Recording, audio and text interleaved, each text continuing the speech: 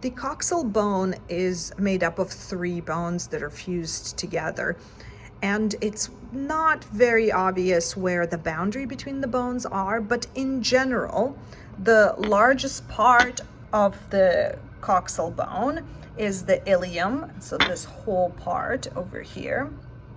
Inferior part is the ischium, and part of the articulating surface, the acetabulum, is also part of it is ischium.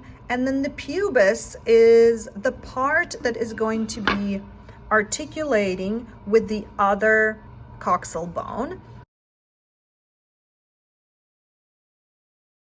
On the full pelvis, we can name the ilium generally over here. The ischium is partly here and down here. And the pubis is the part that makes up the pubic symphysis here on both sides. To be able to name the bone markings and various structures on the coxae, it's really helpful to get yourself oriented. If we're looking at just one coxal bone, we'll see that there is a part that has a really rough area. It's called the auricular surface.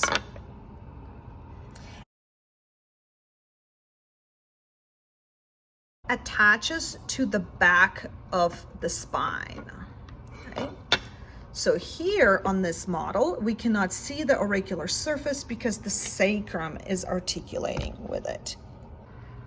So if we align that rough edge, the auricular surface, with where it would go to articulate with the sacrum, we can see that this is indeed the right coxal bone, and medially is where we would articulate with the femur. So let's look at a few structures of the ilium. The iliac crest, this top part here, is what you can feel when you touch your own hip bones. You can palpate it through the skin.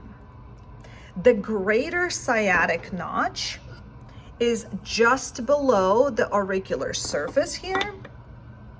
And it's this giant notch.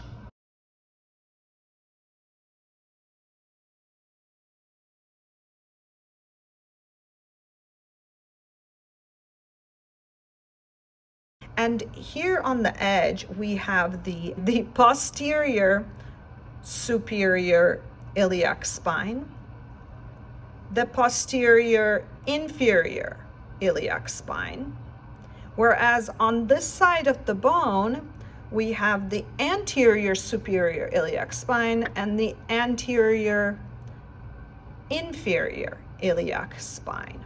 Again, the way that this bone would be positioned in the body is like this. So maybe it's more obvious why anterior spines are so-called anterior and the posterior spines, which are on the auricular or next to the auricular surface, are posterior. On the articulated pelvis, we have the anterior superior iliac spine, anterior inferior iliac spine. And then to see the posterior side, we've got to turn our pelvis around, and we have the posterior superior iliac spine and posterior inferior iliac spine. Okay. The greater sciatic notch on the right coxal bone. Now let's name some of the structures on the ischium. When we orient ourselves again like this, so we know that we're having an anterior view, that rough auricular surface of the ilium at the top and medially. And then this is the greater sciatic notch of the ilium. And just past that, we have ischial spine, and the lesser sciatic notch is inferior to the ischial spine. And then we have the ischial ramus, which is this thicker part of the bone, ischial tuberosity, which is this rough part that is sticking out here.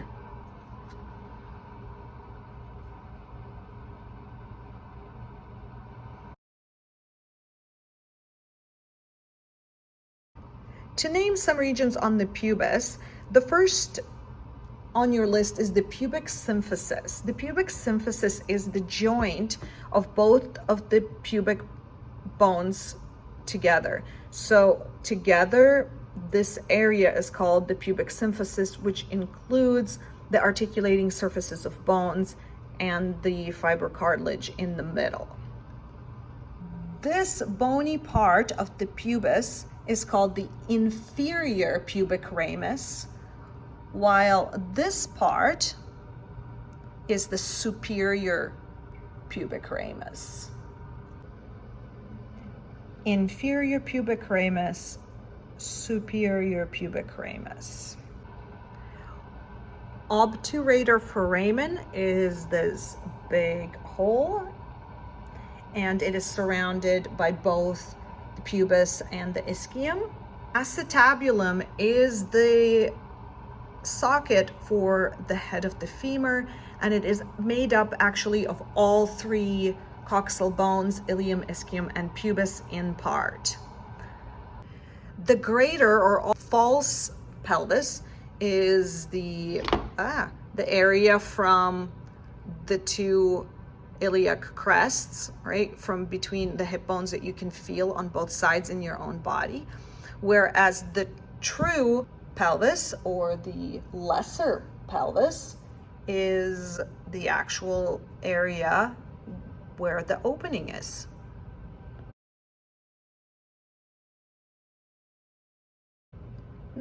Pelvic brim marks the margin of the true pelvis.